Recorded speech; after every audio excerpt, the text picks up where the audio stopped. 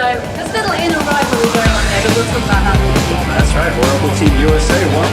All right, you guys ready for some racing out there? They were living along, and all of a sudden they catch a shit, swings things, throws himself into a dive, and all of a sudden they catch three boats and right back in the race. But look at this VAR, just getting bent down like the angle favors the boat that's on this side, meaning it's right forward, right mediums, and the shit's left. The boat's on the left hand. Right now, it's a big right hand pressure for landlord. VAR increasing their lead. Yeah, that was just great patience. You're looking at most boats setting up for that right-hand gate. Coach, every coach I've ever had throughout my entire life said never cross the race course. So there must be something good over here on the right for them to do that. They did it. They took 3 transoms to do it, and they ended up in first. I don't know. He's going to have to thread the needle in. What's interesting is that almost each one of these teams has had their chance near the front and also the back, except for the Oracle Team USA and the Team Crank. They've consistently been.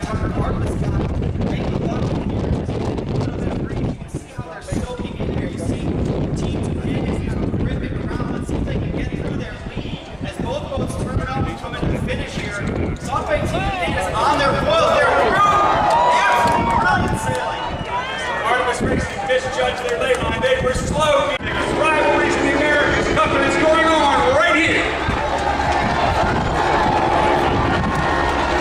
Very good. Who's got it? Who's got it? It's going to be a photo finish. Who has got it? Looks like it might be Oracle Team USA holding up there. That thing's got it.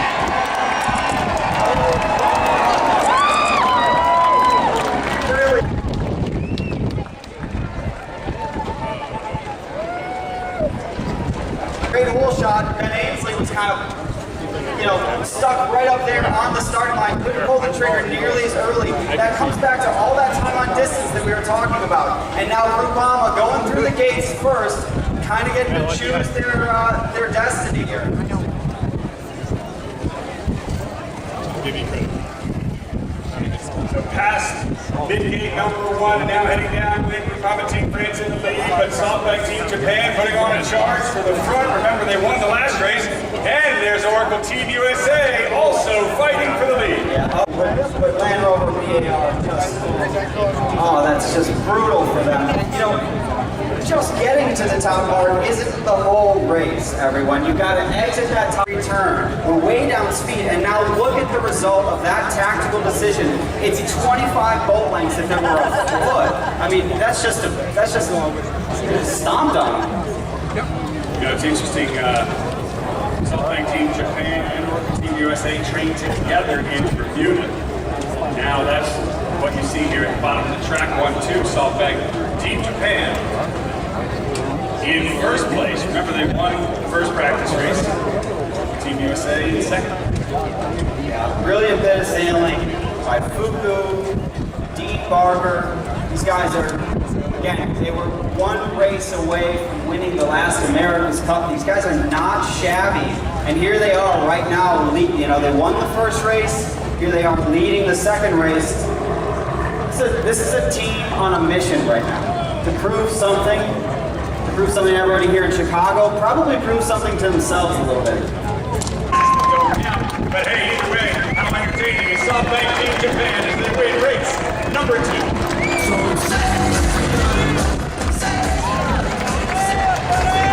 Solid performance from Peter Burley and crew, Emirates Team New Zealand, the leader overall, the Louis Vuitton America's Cup World Series, second place.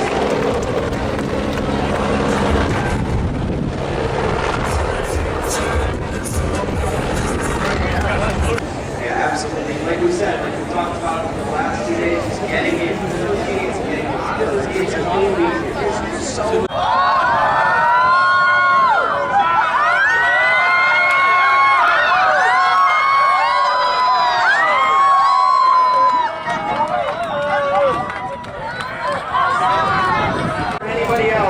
It just all depends on what the angle is into that next mark.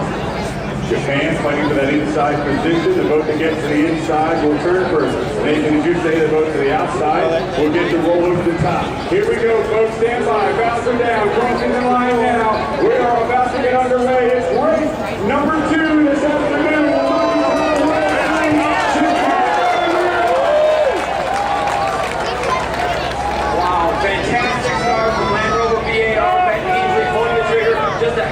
second before Jimmy Spithill and Article Team USA.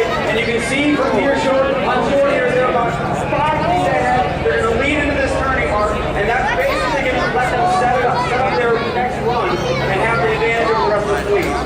So it's former rivals Ben Ainsley and Jimmy Spithill 1-2 as they power downwind, rounding mark number 1. Interesting here. I'm actually paying attention, like I said, to the jib sizes here. I'm looking at Emirates Team New Zealand kind of pulling up the rear here. It looks like they got a slightly smaller jib than the rest of the teams. That's going to give them a slight disadvantage out of the box, like we just saw, but they got a higher faster potential as that jib is less drag when they go faster and faster and faster. So it could actually pay off later in the race. Well, we'll see if that happens. They jive to split from the rest of the fleet, heading downwind, and still a fight for the front between Great Britain's Land Rover BAR and Oracle Team USA. And Sweden also is in the mix now. Artemis Racing also in the hunt for the front. Yeah, that low lane, Artemis Racing, Land Rover BAR, they got hooked into a little pressure before Oracle Team USA did.